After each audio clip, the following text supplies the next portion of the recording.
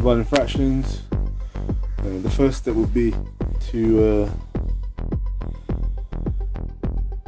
keep, change and flip.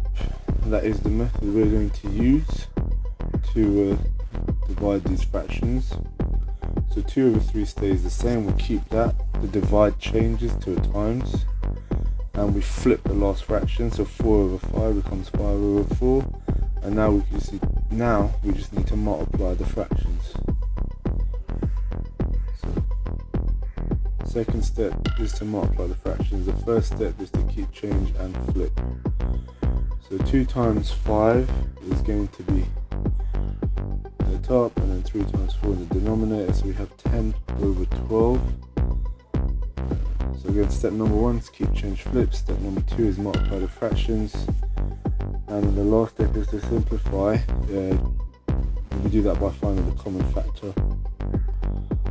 There is a common factor here, and that's going to be 2. That also happens to be the highest common factor for that fraction, so that reduces down to 5/6. For the second question, 5/6 divided by 3/4, our first step is just to keep, change, flip again. We keep the first, we keep 5/6 the same. Divide changes to a times, and 3/4 becomes 4/3. Then we have to multiply the fraction 5 times 4 over 6 times by 3, and that becomes 20/18. We have a top heavy fraction. We can simplify this, so we're going to identify the common factor. I'm going to use 2, which is also the highest common factor.